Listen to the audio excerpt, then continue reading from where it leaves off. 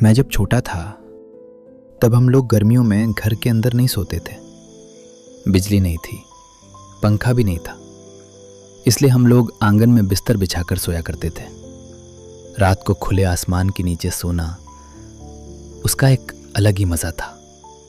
ठंडी हवा, दूर से झिंगुर की आवाज़ और कभी कभी बांस के जंगल से आती हुई अजीब सी खामोशी। ऐसे ही एक रात मैं और पिताजी आंगन में सो रहे थे।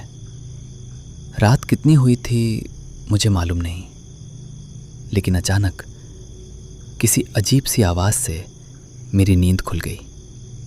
पहले मुझे लगा कोई कुत्ता होगा, लेकिन जब मैंने मच्छरदानी के अंदर से बाहर देखा, मेरा पूरा शरीर ठंडा पड़ गया। मैंने देखा एक बहुत बड़ा जानवर, कुत्ते से कम 3 गुना बड़ा। उसकी आंखें अंधेरे में चमक रही थीं और उसका लंबा सा जीभ जमीन तक लटक रहा था। वो धीरे धीरे मच्छरदानी के पास आ रहा था, जैसे अंदर घुसने की कोशिश कर रहा हो। मेरी हिम्मत ही नहीं हो रही थी हिलने की।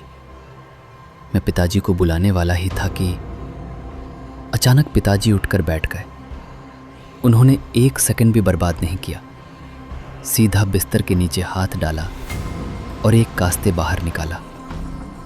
उस वक्त मुझे लगा जैसे पिताजी को पहले से पता था कि बाहर क्या खड़ा है।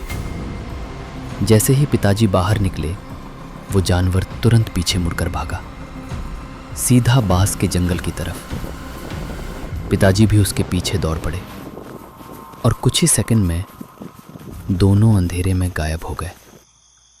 उसके बाद कुछ देर तक सिर्फ बांस के पत्तों की आवाज आ रही थी, मस मस मस।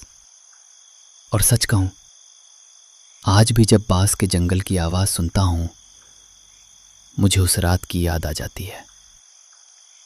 कुछ वक्त बाद पिताजी वापस आए।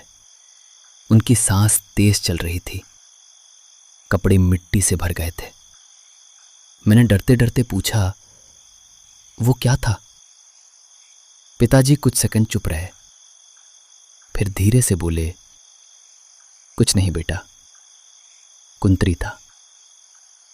उस रात हम आंगन में नहीं सोए, हम तुरंत घर के अंदर चले गए। बाद में मैंने गांव के कुछ बूढ़े लोगों से उसके बारे में सुना। कहते हैं कुंतरी एक अजीब जानवर होता है, कुत्ते जैसा लेकिन इंसान जैसा समझदार। उसका सबसे खतरनाक हिस्सा होता है उसकी जीभ, और वो ज्यादातर बच्चों के पास ही आता है।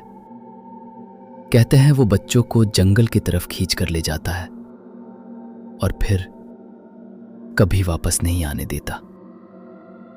आज इतने साल बाद भी मुझे नहीं पता वो सच में कोई जानवर था या कुछ और। लेकिन एक बात आज भी याद है, उस रात पिताजी के चेहरे पर जो डर था, वो मैंने पहले कभी नहीं देखा था और शायद दोबारा कभी नहीं देखना चाहता।